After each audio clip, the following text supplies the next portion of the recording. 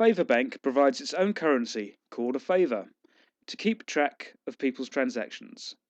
The favour is based on a mutual credit system. This short video explains how a mutual credit system works. So let's start by looking at a very simple barter exchange, where goods or services can be exchanged without the use of cash. Here we meet Sally. Suppose Sally has a problem with her PC and wants some help, and she has an old coffee machine that she would like to offer in exchange.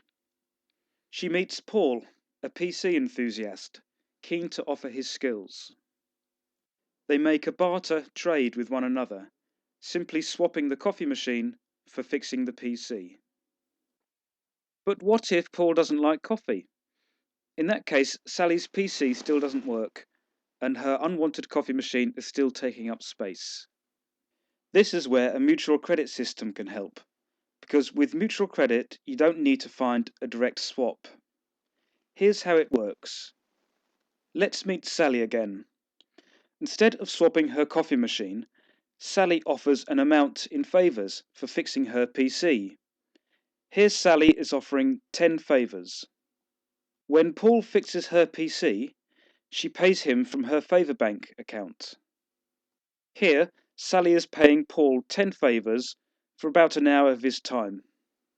Let's take a look at Sally and Paul's Favabank accounts. They are both new to Favabank, so their balances are both at zero. When Sally has confirmed that Paul has fixed the PC problem, the 10 favours are debited from her Favabank account, which is now at minus 10 favours.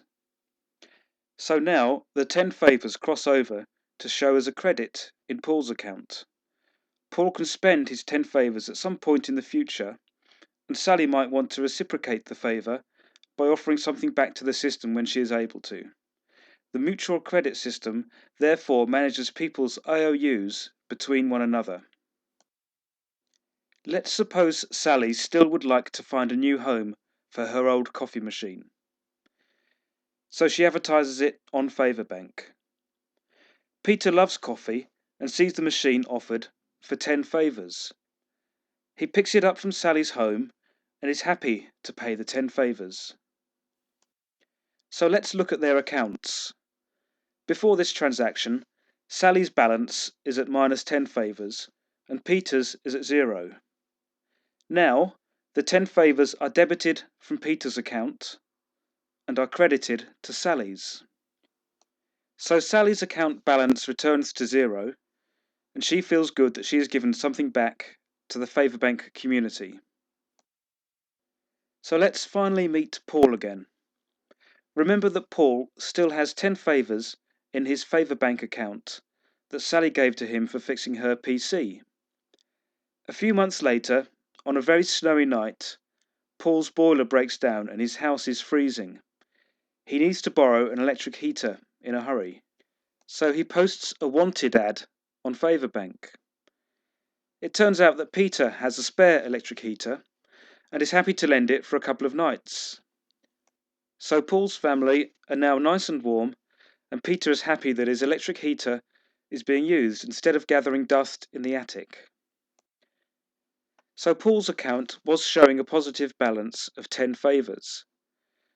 When Paul confirms the transaction is completed, the 10 favours are taken from his account, which now returns to zero. These favours are transferred across to Peter's account.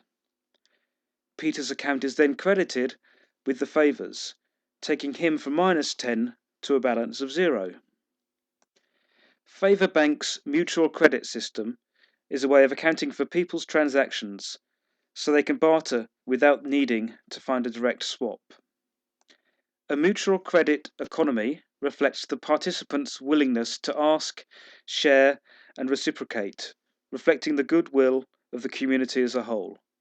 The currency isn't for hoarding wealth, but for facilitating transactions with the ability to create a unit of currency, effectively an IOU, just at the time it is needed for a particular transaction.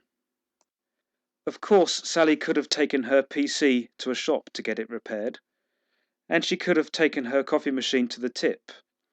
But in using Favabank, She's enjoyed meeting a couple of new people in her community, and the whole process sort of felt neighbourly.